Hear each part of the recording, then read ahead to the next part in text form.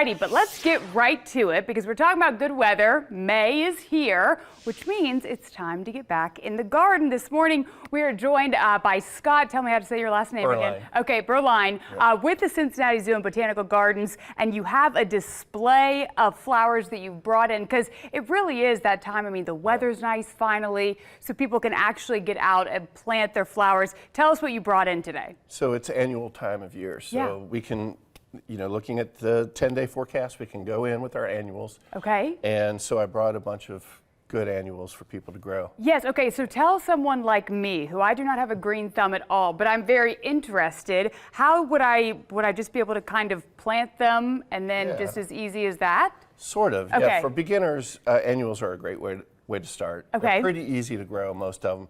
You do want to prep your soil right, so dig it so it's nice and loose and maybe add some organic matter. Okay. And then plant them, fertilize, water. And so I was kind of fascinated too, because I was looking at kind of the different patterns, the different colors of the flowers that we have here. And this one, this kind of red and pink one, you said is part of a bit of a new trend that's coming about. Tell me about that. Yeah, this is, some of the growers are making it really easy for gardeners, especially newer gardeners. Yeah. By putting together combinations. So I don't know if the camera can pick it up, but this has 3 different plants in it.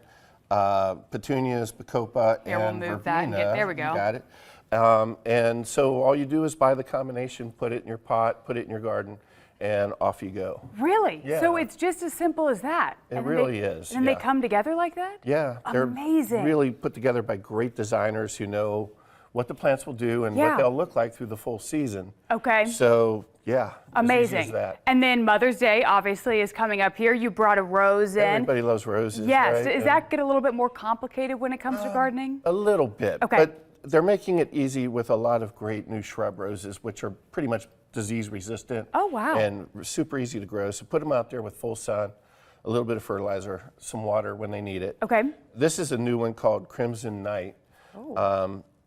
There's so many good new ones, but the knockouts are so popular that the guy who actually bred the knockout can't even get his new introductions in. It's wow. It's like if the Beatles their music never got heard after Love Me Do, because that's all everybody wanted. Right, right. So, but these are great roses for people to use. So easy to use in gardens, and they give you that repeat bloom all season. Absolutely. Okay, and really quick question before we wrap up here. Do the annuals, do these flowers down here, should they be planted kind of half and half so that they're getting shade for half of the day, or do you want a lot of sunlight on them? Well, you do need to pay attention to what the annuals like. These are almost all sun lovers here, but there are plenty of good shade annuals too. Sure. That's a good question for your garden center if you don't know. Yeah. Sometimes they have them sort of separated on the benches. Yeah. So you can pick out what will work for your conditions. Absolutely. Well, Scott, thank you so much. And again, you guys always have, I mean, it's so beautiful over at the Cincinnati Zoo.